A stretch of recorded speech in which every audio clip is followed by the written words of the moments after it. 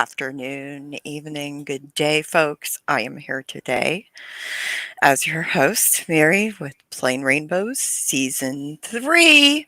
And unfortunately, I am unable to be joined by James today. However, I am joined by our lovely guest, Billy, who came from a Holdeman Mennonite community. And with that being said, I'd like to ask Billy to introduce themselves. Yeah. Well, like Mary said, I'm Billy, and I a lot of the reason why I'm here is because while I was still with the Holdeman Church, I was able to view content that Mary and James put out, and some other, um, people who had either podcasts or social media groups that were willing to engage with people either from plain groups or in plain groups. So there's a whole variety of Mennonites and other plain Anabaptists, and some who aren't plain, who still, despite what they know, have a lot of the same scars and issues, societal problems. But like for me, I had a lot of opportunities not to go into the Holdeman Church. I had options that I could have avoided going in, but I was sold. I believed everything just like a lot of others do, and so because I believed so deeply, but also realized how conflicted I was about things in some ways, it created a lot of internal conflict. Um, and so that's kind of how I ended up making my way out. And it's been rather transformative for me, but also others. There's a lot of other people who've come out from the church, and a lot of it has been because of brave people who are willing to be honest and speak truth to the powers that be. And there's a lot of things even now. Those same powers, despite having pretty well no control over me, I still have a lot of concern about, or just what will they think? How will they hear this if they do hear it? And what kind of retaliation will happen? Because that's a big part of it, as Mary is well aware. Yes, I'm well aware. I do have a question for you, and you may not answer this question if you don't want to, but you were mentioned like having conflict, internal conflict. Can you expand on that or tell me more about the internal conflict that you Yeah. experienced? Well, for me, a lot of it came down to seeing how I made an other out of different people, whether it was family of mine that either were out of the church or never came to it, or different things like that. So they're not the only Anabaptist group that has the doctrine of the one true church, but they're probably one of the most well known because of their size and how many offenses they've caused by their behavior. And also, the Holdeman Church, Church of God in Christ Mennonite, came off of the mainline Mennonite Church in the late 1800s, and so there's still a lot of those connections to that church familially, and their two groups are pretty well ignore each other unless they're getting money from each other. And I can bring up some more of that later. But for me, it was believing the doctrines and believing what we were doing was right, because it was, it's life or death. It's a soul on the line for every one of us, and eternity is the utmost importance. And so that meant, even though what I'm doing feels wrong, because the Lord created us with that feeling of what I'm doing is kind of shitty, I still felt like I didn't have the choice to listen to that, because I belong to the Lord, and that means I obey the church. And so those two things, the conflict there, also the way we dealt with women, children, abuse, LGBTQ people, all of those things. I believed it, but I also felt kind of nasty for how I saw the results of our behavior towards those different groups, and how it was creating harm. And now that we're talking in this meeting, my camera is just like sliding down, even though it didn't do that until we got recording. Oh my, it went Uh, it went all the way. it's like slowly going down. We'll see what It's like happens. Billy. Do you feel like you're falling down a slippery slope? I don't know. Like, if people were to call me, maybe I'm a backslider. Like, I know all the right ways to be, and still I'm just slipping down the hill. I guess Yeah. I didn't wear the right gear. I didn't have. There was a song we used to sing that had to deal with not. You have to overcome these different temptations and obstacles. You're not being a good enough prayer soldier. So if I would do that, then I just wouldn't be so tempted to slide or any of these things. Okay, but how did that make you feel about yourself at being part of the queer community and believing that you were wrong for existing? Yeah. Well, for me, because of what I was taught, I was just like, well, this is a problem, and I just need to do the right things. And the Lord isn't concerned with how I feel. The Lord's concerned with how I obey. And so that's what I said. Well, I guess that's what I'm supposed to do. And so, if I'm not going to get married, or if I'm supposed to marry one of these sisters by your side, then that's what I'll do. But I never did that. But I do know people who did. Kind of like forced marriage? Yeah. So what often I have seen, not always is, it depends on the situation. Not always do people realize if one or the other is LGBTQ. Sometimes they know, and that's why they're placed together. There was one couple that I knew. They were about my age. They were both from different congregations, but I learned about the situation because I was friends with one of them, because we had a youth rally, which is where you have 100 youth from all these congregations swarmed at one town, and it's like a weekend of group dating. But Wait, what? you've never heard of this? No! So the Holdeman Church has two things. They have youth rallies, which is younger people youth is anyone between ages 15, 16, and 30. And so we have those, which is basically you spend 3 days at a congregation, eating all meals together. You stay in the congregation people's homes, and yeah. Okay, but pause. Youth is anything from 16 to 30? Pretty well. I mean, the goal is that most people will be married by 20, but there's some of us that just it never happened for us, and we became old news, and we went to go work in healthcare facilities as nurses, and that kind of thing. Yeah. So you're married off young, and if they happen to know that you might be part of the queer community or you might be gay, then like they use marriage as a tool to prevent that. Am I hearing that right? Yeah. There was what I was getting back around to was this guy that I had met through a youth rally. I think it was actually hosted at our at the congregation I was at. But like he there were some of us that knew, and the church, his church staff, the ministers at his congregation knew about it, and he and a lesbian woman were then pretty well just kind of put together to be married. And it was something where not everybody knew about what was happening, but a lot of people did. But of course nobody's going to say anything, and so it just happened. And I remember going to this wedding, and just it was just so surreal, because there were so many people there who, most plain Anabaptist occasions like weddings, they're not decorative or exciting, but as exciting as any other wedding, that's the way it was. And it was the same exact sermon and everything. Everyone else would go, and now, I mean, they're still married and in the church. But it's just interesting to me how, one, that this happens, but that people are willing to submit to it for the sake of not being disciplined by the church. And that's one thing that, knowing that, and knowing some other situations of abuse, and I would consider that a form of abuse.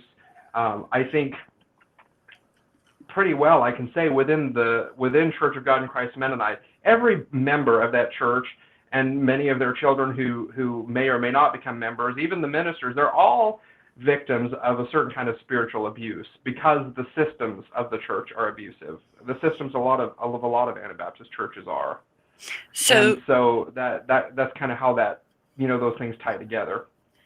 so here's a question for you. Is when you talk about the systems of oppression earlier, like you mentioned, speaking truth to power. So, what comes up for you when you think about like speaking truth to power? Like, first, what does that mean to you? Hmm. Well, anytime you speak up against what is the accepted answer. So for insular groups such as the Holdeman Church, there is such an emphasis on unity as the one true church. Every person in every congregation needs to make sure they're united with their brethren on every matter, from dress to policy to behavior to everything. About the only thing that's not restricted is diet, and even then you'll still get ridiculed if you're not thin. So all of those things are there, but it's this overarching threat of everyone is spying on everybody to make sure that we're adorning the doctrine of the church, and if we're not, then you may be considered in question, you may be put into church work and discipline up to excommunication. And if you're expelled from the church, then the avoidance is held against you, which is Oh, the Holdeman term for shunning. They wouldn't say that we shun people because this is a redemptive thing, not okay. a throwing So, away. explain to me what the Holdeman definition of avoidance is. Yeah. The avoidance. Yeah. Some of the markers of the avoidance would be you don't eat meals with the expelled. If you do eat a meal with an expelled person, you have to have some form of separation so they know they're separate. And sometimes that may mean, well, since we don't want to share a table, we'll have a buffet line meal or something like that. It's much less overt regarding certain of those measures, but it's taken more of a turn of social ridicule, ostracization. So if you're ostracized, that would mean people will, you're not supposed to have any conversation with those expelled people that's not trying to drive them back towards the church, because otherwise you're going to be deceived by them. So that's the thought behind that. And not only that, but in the digital age, it's taken on different means. So, and somebody doesn't necessarily even have to become a member to experience the same behavior. And then of course, a lot of the things that are scriptural, such as holding offices in the church and participation in congregational life and some of those things, voting, those things go away. And those things are much more understandable, but the social behavior that happens to those who are expelled and the retaliation against them is what is so severe. I've seen everything from firing employees who are expelled or planning situations to happen later. There's also, trying to think of another clear one. There was a situation, I know of more than one, where a man is expelled who has a husband and has children, and they come and take the wife and children out of the home if he doesn't get back in the church soon enough. And one of the things that often will cause stumbling for people who really are sincere is to be reaccepted, you have to accept through your testimony that you were rightfully expelled. There's no option to say that the church was wrong in excommunicating anybody. And so an honest person, may struggle with that question. But so that, this thing is just going down. I don't know why this is going. I've Going never done down, this down, before. baby. Yo Street Yeah. and a maybe. Oh, I'm showing my age. I mean, So, there's situations like that, and when it comes down to it, and I've had somebody ask me this question, well, she's a free agent, it's a free country, we live in the United States, she could have chosen not to do that. So no, because you have a gun held to her head. You say to that person, if you disobey the church and you're not willing to love your husband enough to obey us and leave him alone, then then you have a spiritual problem and you may too be excommunicated. And I've seen that happen. And so really you don't have a choice, or some other choices like, well, nobody is forced to join this church, is what somebody told me through a message. And it's like, well, if you have no connections outside of this very insular group, because you're not supposed to talk to worldly people and be a friend of the world, if you only have an 8th grade education given to you by people who have an 8th grade education within a church school, if you are a woman and you have no outside skills other than homemaking, why wouldn't you join the church, sincere or not? Because if you go out in the world, oftentimes what happens is those people don't have the skills to survive and be successful, and then the church gets them back through that method, or they're seen as an example of what happens to those people who turn away from the faith. And so that deception goes both ways, and it's used as a mirror. And I think the majority of people in the church, even the ones who are holding the status quo and causing this harm, they really believe what they're doing is right. But I definitely know through my experiences and talking with certain ones, they do know better, and they take advantage of the systems. Yeah, so that's all like just seems awful, really. Mm-hmm. It really does. But I have to also wonder, like, so if somebody were to dare to go against the status quo, per se, and challenge the church rule that they see as unjust, or the church ruling, like, what were to happen? Mm-hmm. There's different levels of things that happen, and it depends on whether it's one person, a family, a group, or like a larger congregational problem. The church at large will even consider certain congregations a trouble congregation, and they will, the process with which they're allowed to even go to communion. Communion isn't something people go in choosing to do, and it's a ritual. It's something that they have to earn in a certain way. And some congregations aren't permitted to go to communion, or certain people within that congregation are withheld from participation.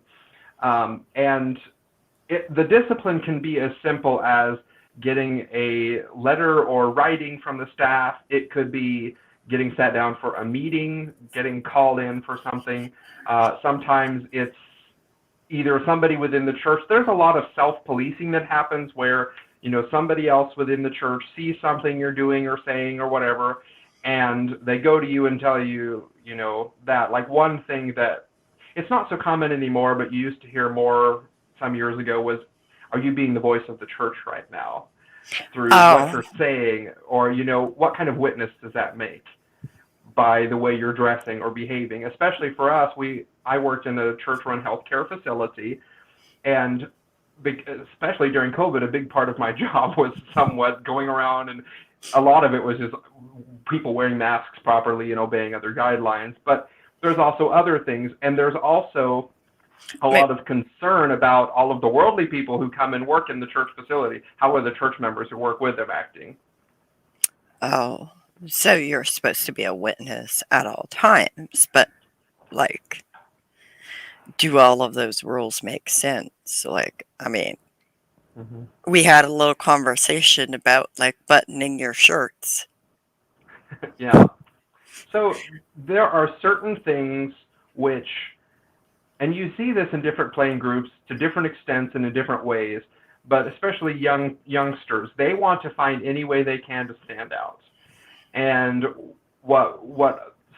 and it changes over time, of course, but one thing that's long been a thing, and when I was youngster, and I think some of the youth kids now still do this, in church we have to have a long sleeve shirt, and it has to, you of course have, like, it's not even something people would talk about because you just button the sleeves. That's just how you wear those shirts. If you're not buttoning the sleeve, you're rolling it up, which you can't do because you have to have a long sleeve.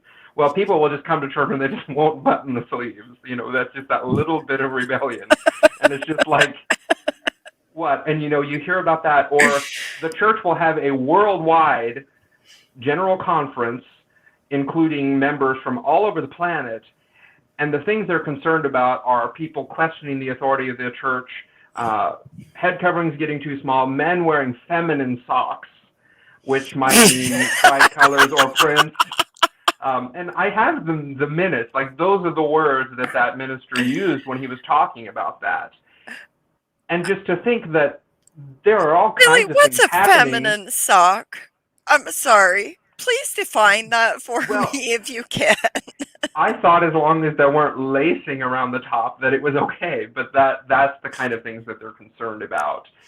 And so there's all of these things, and more and more and more the last few years when I was still attending and staying with the church, you would hear, we didn't hear so much about that, and we heard, the people of yesterday were a little more legalistic than we are today. We're kind of more concerned about the spiritual side of things.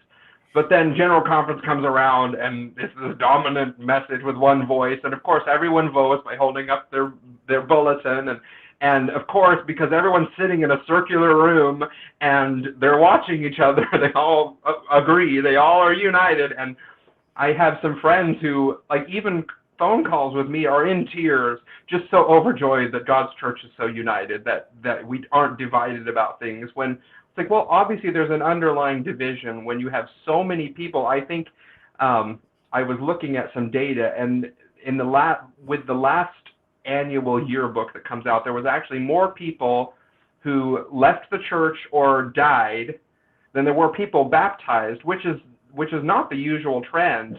They really have been one of the fastest growing plain groups. Quiet. I've got my dog with me, and he's excited. Oh, Henry's got some words to say about that.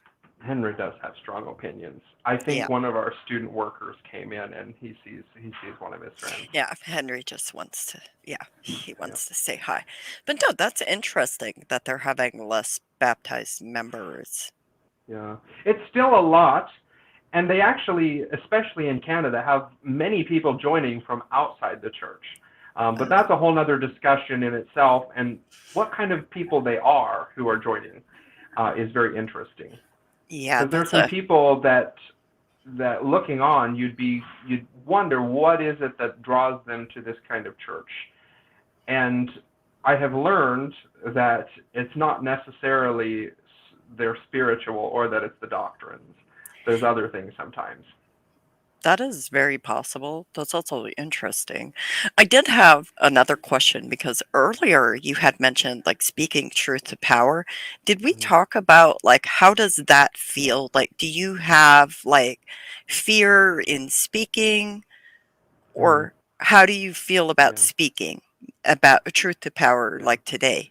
Yeah. Well, in day-to-day life, I'm pretty bold, and I have always kind of been that way. I think a lot of it, my grandmother was an extreme rule follower, and that meant that we were too, but yet that also meant speaking up even when it might get you into trouble. And I've always kind of had that problem. I think it's a good problem because now I see that I can use the responses I get as a very clear indicator of where people stand and whether they're true or not. But as far as coming out and speaking, so speaking within the context of the church and to people within the church, I don't have a lot of fear about, especially now. What are they going to do to me? That I'll tell you in a minute about some of what happens. But the thing that'll really make a Holdeman mad and make the Holdeman church mad is when you go like this and show the outside that they're not as great and wonderful as they have branded themselves to be. A lot of the outside world who hasn't met the Holdemans and learn what's happening, or who hasn't been persuaded by them, doesn't know that being a hard worker just is to keep you busy and out of trouble. Being a great baker is one of the skills you have because that's all you have to learn. There are so many things that people look on and just go, oh, the Mennonites, you are so accepting when things happen. You're so resigned. Your children are so well behaved. Well, when you beat your children, they tend not to put up a fight because you're bigger than them. And so those systems that go on, when you reveal that to the outside, that's where the retaliation comes. I made one comment on a Facebook post, one small comment, and it was perfectly factual based on data that Mary here helped work to gather. with Anabaptist people, not on them. There are plenty of people who think that they have data on Anabaptist people, and they're deceived because of their ignorance. And that's a very dangerous place to be. But the swarm of calls and messages that I got from Holdeman people after seeing that, and by the way, this is a group of people who aren't allowed on Facebook. And my comment was to the City of Tupelo Chamber of Commerce, where the public could see that, consider who these people really are who are swarming to your town, in over 10,000 of them for 1 week, and consider what they're really doing, what they're meeting about. They're going to this arena, filling an arena to have a somewhat secretive meeting where the agenda isn't even fully released. And look at what that group is doing. And I simply stated, this is a high control group who is abusing people within its circles. Here's some of the data. I had hundreds of calls and messages for weeks. Even now, I still get what I call holdie spams, where I will get 100 calls all at once from these Kansas numbers, because that's where I'm from. And it's just amazing to me that I didn't do anything except just simply state what's happening. And to me, it's not like this is a surprise to them. And it's especially considering I spoke up about these things, in private meetings with people who are in the church, and said, these kind of things are problems. We need to deal with them. When people are killing themselves because they can't handle the abuse they've experienced, perhaps we need to consider what we're doing. And the church in the last few years made some very good strides through some very brave people to provide mental health resources and abuse prevention effort.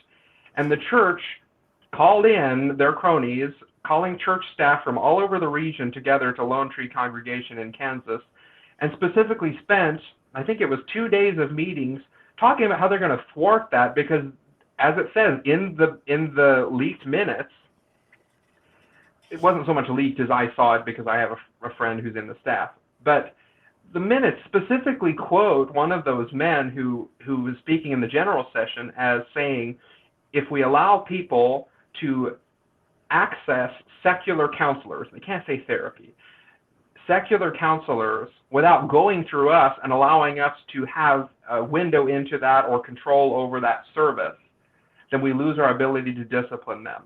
They have a fundamental confusion of the difference between a spiritual problem and mental health. And somebody doesn't need to have a mental health problem or illness to seek therapy, but it's that fundamental lack of understanding and that realization that the abusive systems of the church will become apparent to those who receive some sort of professional help, that it will go. For me, I was lucky enough to sneak off to college and do that, and it took me years after graduating. I graduated some time ago, and it took me years for those things to kick in. And I even went to a Mennonite college. I went to 2 of them, and I work for one now. And it's amazing how those things took so long to circle around. And to me, what gives me the ultimate rage is that we have people within the assimilated Mennonite circles who know a good portion of this and what's happening, and they profit off of trying to put out content for these groups while also kowtowing to their controlling systems and perpetuating the very abuse we have, and only making it more difficult for people to receive help. And sometimes those interventions come too late. And so, speaking truth to power means being willing to be brave enough to come here and say what doesn't feel good, because it might reach somebody in the church who sees the deception and the control happening, or it might just make people mad. And that's okay, because people who are mad at least are feeling emotions, and maybe they'll take a minute to take a deep breath and think about the kind of harm they're perpetuating. Because whether we mean well in our behavior or not is one thing, but when it's harming others, and then we know it, we need to change. And if we're not willing to do that, we're more sinister yet. And we have many people who are on notice. And they're willing to continue in their behavior. They continue publishing things that perpetuate these kind of harms, that perpetuate the narrative that these high control groups of Anabaptists are safe spaces. And a lot of it, I realize, is because those very people from the assimilated circles have bought into the narrative and they have a romantic relationship with it. And especially for assimilated Mennonites who are educated, they have a way of getting off on hearing all of these dark things and feeling as though they've done something. And they only further oppress people with that. And to me, it's worth speaking about that and not only being part of seeing and witnessing those things. And there's many things, even just this last week, that I saw that, yes, it's good that somebody was given a platform to speak, but now we need to amplify their voice. For me, I have no business speaking about people from the Jehovah's Witnesses or people from the Latter-day Saints Church because I don't know what's happening in there. A lot of the cult tactics are the same, yes, but their culture and their experiences, when I go and try to pretend I'm an expert, I cause harm. And that is something that I'm concerned about. And so for me, that's why it's important to share my experience, share what's happening in my context, but also talk about how people can have a relation point to that who may have similar experience elsewhere, and give them an opportunity to raise their voice, because it's not my job to speak for them. It's my job to amplify their voice, because otherwise I'm making it about me, and I'm profiting off of their suffering. We see that all around. And just last week, another book was published by a very prominent group of Anabaptist people, detailing things by people who are known abusers. And so, this is a broader issue. It's not just the Holdemans. There are plenty of other plain groups of Anabaptists out there. But what I want people in those groups to know, whether they belong to the LGBTQ community or they're just women who have been oppressed by the sexist systems and patriarchal control, or, it could be simply just realizing it's okay that I don't believe the same way, or maybe I don't feel like being a Christian anymore. People are allowed to exist and not be witch hunted if they decide they don't believe. For me, if you belong to the same church I do, yeah, I'm going to hold you accountable because that's your covenant. But if you change your mind and you decide to leave, my job is to encourage you, and that's there. But to ridicule you and mistreat you, I've already proven that I'm not in the church truly anyway. And that's what it comes down to. People are more concerned about the group and its identity than living the faith. And the example Jesus gives us, it's you wouldn't recognize that Jesus compared to these people, and that's too bad. But I look forward to those conversations I have with people. I stumble upon them every day who have the faith, and you can smell Jesus on them, and that is what we hear and see, and that's important. I know those people, and a lot of them wouldn't necessarily even know what they're holding with them. But I'm thankful for those encounters and experiences. Hmm. And so thank you for that. I feel like that was really, really powerful, and it's a powerful example of speaking truth of power. I guess the other question is did you have butterflies in your stomach? Did you feel terrified? How did you feel about that? Do you feel empowered? Like, how do you feel, Billy? Like right now, Yeah. well, I the reason I came for it, despite having fears that, oh no, somebody's going to harass me, because it happened before and all I made was a Facebook comment. One other time, I simply just stated the experience that I had where I work, and I had people coming after me as though I did something wrong. And it's this realization that no matter what happens, they could kill me tomorrow and string me up, but it won't change the fact that somebody else now is going to hear me speak that truth, and it may make a difference for them. And especially when I see a lot of the young people within these groups and how they're willing to step out and speak, and the change it makes.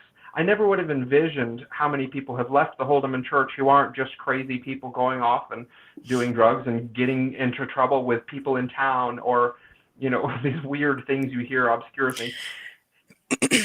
Those are the kind of people who are getting expelled from the church, but you discover, well, there's something else going on here that the church isn't willing to listen to. And so to me, it's worth it. I realize that it's because of the trauma I've experienced in my life that I have those fears and feelings about a group of people that really can't do anything other than send WhatsApp messages around and spam call me. Go ahead, that's fine. I can mute my phone. And if you really want to talk to me, send me a message. There have been plenty of people still in the church who have been willing to, instead of harass me or send me threatening messages or letters, they just talk and they engage, and surprise, we grow and understand. It's Yeah. it's it's so simple. A fool shall not err therein. That's what we read of the gospel, and it's just the same. This is an extension of the gospel. When we take the scriptures and we start smearing everything up, that's when things get nasty. But listening to one another is a big part of the example we see of Jesus, and it's what's going to bring us closer. And I always leave the way open, even for some people who have really intended to maim or kill me. Those people, I still leave the conversation open. I may not always be ready in that moment, but Mhm. I'm willing to talk. And what I found is a lot of those people, when they find that they don't really have anything to stand on, they won't talk anymore. They just send things. And that's too bad. I'm sorry that they have stooped there, but that's on them. And we know that one song that we used to sing, kind of to have people on notice about judgment. God's watching with an all-seeing eye, and I think that's relevant here. A lot of these people who are committing these harms, they probably need to hear that. It's not so much the people who are hearing it that need it. It's the people who are trying to wield that power. So I mean, that's about as much as I could say. And I look forward to the potential engagements that I may have from this conversation. But I also know that I'm looking at all kinds of nasty things, and that's fine with me. Um, you know, that's just part of the deal, and I mean, it says a lot about what kind of people these nonviolent pacifists, non-resistant Anabaptists are, when this is how they I behave when you uncover those things. I just want to bring up like one example and then we're going to wrap things up really quickly. My one example is this is like I've always found great solace in like the example of Jesus driving the money changers from the temple and the fact that like Jesus Mm-hmm. was so unlike I find it really interesting how we're supposed to be like Jesus, but these are also examples of Jesus's behavior. Mm-hmm. And he had righteous anger. Mm-hmm. So, But Mary, I have to stop you there because you know Jesus wants us to be meek and humble and live with shamefacedness and sobriety always. You okay, know but he we showed us this example, Billy.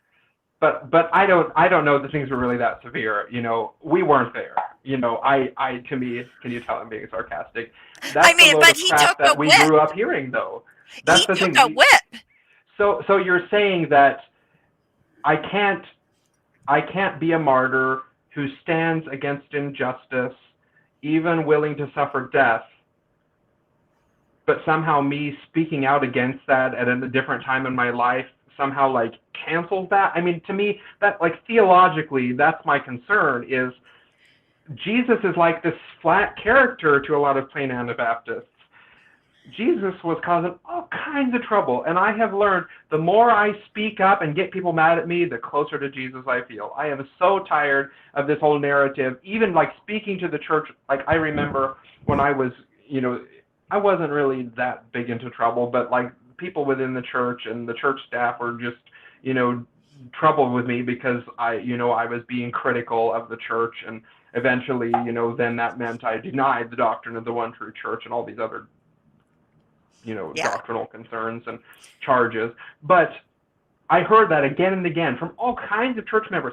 Well, Billy, you're not being very meek and humble. And sometimes it would come down to simply, well, if you won't just submit and agree, then they're not going to let you in that way, or they're not going to accept you. The church staff isn't going to hear you if you don't come at them as a child. And still have a message from somebody who's a relative of mine, and he later on said he was sorry for this, but he comes up to me at work one day and just says, "You know what your problem is? you don't come as a child. And he just kind of chuckled and walked away. And I said, thank you for telling me that. And later on, he didn't apologize for saying that, but the way he said it, I guess he felt bad. And I feel like that's fine. But to me, finding random scriptures to write onto people, and a lot of these things, they're just part of the control tactic. If me speaking something that is factual causes me to be disciplined, there's some other spirit at work here. This is not the work of the church. It's not the work of the Lord. It's not scriptural. And just because the church is the body of Christ does not give the church authority to decide how they behave by what seems good to them. There's certain scriptures that are used to take that out of context, or we hear the church holds the key, but the church has a gun to its head. And of course, everyone in the council of the church, who are all held under this same power structure, are going to be united against you if you speak against the system. And that's what happens sociologically. And there's different examples of how those things play out in different contexts, but reading about those things and realizing are what gave me a chance to question those things. And it got me into a lot of trouble. And eventually, people were upset with me, and I decided it's not worth trying to explain to them how they're wrong, because they're not here with ears to hear, and that's fine. If they want to come to me later with that, that's fine. But in the end, it meant I just had to leave. And I did. I had an opportunity show up out of nowhere, and I just figured it's the Lord's timing. I accepted, and I moved, and that was I'm that. And so grateful that you accepted that opportunity. I really am. So, with that yeah, being said, thank you for that, by the way. It means a yeah. lot to me to hear that from you. But with that being said, do you have like a message that you would give to anybody who may be experiencing some of the things that we've talked about here today? Yeah. I would say, if you feel bold, be willing to talk, but be willing to accept the consequences of that until you leave. And if you're not willing to talk, it's okay to leave. People don't deserve your effort and experience and voice. If you know they're not going to listen, for me, I can't shut up. But for some people, if you are more meek by nature, and that's the Lord's way for making you, that's fine. And if there's I know the majority of people, they will never leave. And if that means letting your head covering tie down ends hang out and not buttoning your sleeves, do it. If that's what you need to feel better, that's fine. I just figure, whatever people need to do to live with themselves. But for me, that's not enough. As somebody who is a rule follower, I was like, I'm not going to do that, but I'm going to keep talking until people either boot me or listen. And that's how I am. And here I am. I'm grateful I accepted the opportunity to come here, and now I get to raise hell for Mennonite Church USA, and I love it. But I also get to meet a lot of young people who seek the truth and get to encourage them and empower them, because I realize they're the only people who are going to get us old white people out of here. Being white isn't the problem, but it's those old rich white people who cause all of these problems because they're not willing to give up. Those are the systems that we see in this context. But a lot of plain Anabaptists have it too. So, I just Yep. tell people, keep talking, be willing to do it. It could mean a lot to somebody else. That's where the power is. And I'd like to add to that. Thank you. Thank you, Billy. That's really powerful. But I'd like to add to that, you never know who's listening. You never know who's watching. You never know who's actually seeing and observing what you're doing. And I've witnessed that repetitively over the last like 19, 20 years, is that sometimes I'm really shocked by who's listening and watching. Like Billy, for example, I was really shocked when when Billy reached out to me and we started talking about some of the systems of oppression, um, because I mean, I hoped that these recordings would get to people within the communities. I hope that they would help people that were struggling, and especially when people are struggling spiritually. Like, I want all of you to know that, at the end of the day, Whether you're gay, straight, bi, queer, whatever it is, whether you're disabled or not, you're differently abled, you're neurodivergent, you're whatever it is, at the end of the day, you're still a human being and you're worthy of human rights. You deserve basic human rights. And you are worthy. And I'm here to tell you you're worthy. With that being said, I'd like to thank our Patreon subscribers for helping us put out this season of Plain Rainbows. And I'd like to thank Billy for being a guest today and for speaking openly and from the heart.